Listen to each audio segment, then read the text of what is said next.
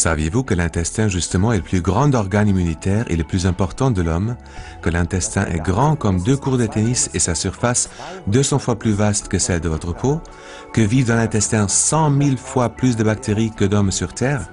Comme vous le voyez, l'intestin est très important pour le système immunitaire et la santé de l'homme. Mais comment fonctionne-t-il exactement? Des myriades de bactéries colonisent l'intestin. Elles se laissent classer en quelques 400 souches différentes. Les bactéries promotrices de la santé sont les bactéries probiotiques.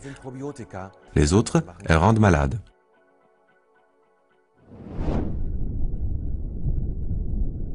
Dans un intestin sain, ces bactéries se trouvent en état d'équilibre naturel. Les bonnes bactéries, les probiotiques, remplissent 2 tâches décisives.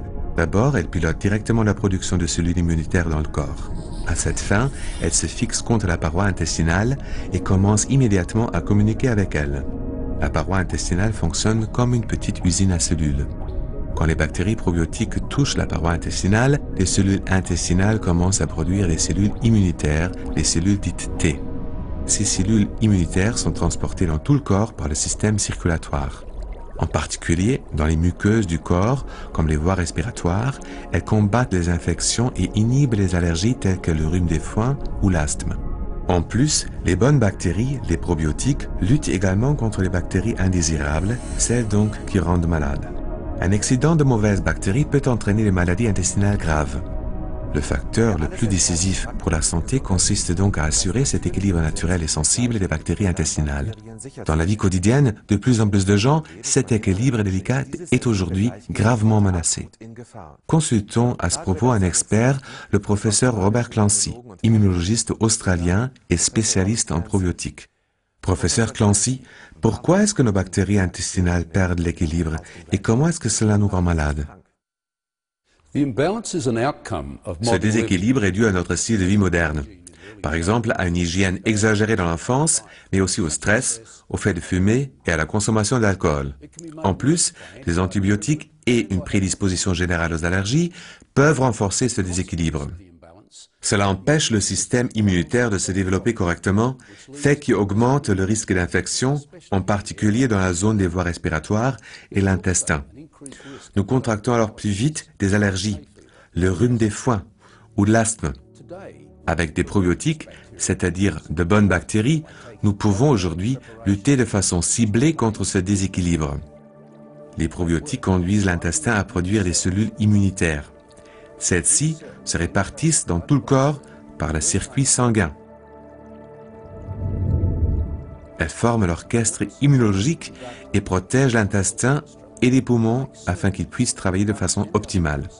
Ainsi peuvent être évitées des allergies et des infections graves. Surtout les infections virales jouent dans notre monde moderne un rôle d'une importance insoupçonnée. Elles peuvent provoquer la fatigue chronique et nuire à notre productivité. Les probiotiques nous protègent aussi contre cela. Une flore intestinale équilibrée est donc une condition préalable importante à notre santé, mais qui aujourd'hui fait défaut à beaucoup de gens. Les chiffres suivants le montrent bien. Entre 1911 et 1991, le nombre de personnes souffrant d'allergies s'est trouvé multiplié par 11. Aujourd'hui, rien qu'en Allemagne, un adulte sur 4 ou 5 souffre d'une allergie, soit 20 millions de personnes. Alors, que pouvons-nous faire pour que les bactéries qui nous rendent malades ne prennent pas le dessus dans l'intestin? Comment rétablir et assurer cet équilibre sensible? Les chercheurs ont constaté que les gens pouvaient vivre plus sainement en consommant régulièrement des souches de bactéries probiotiques.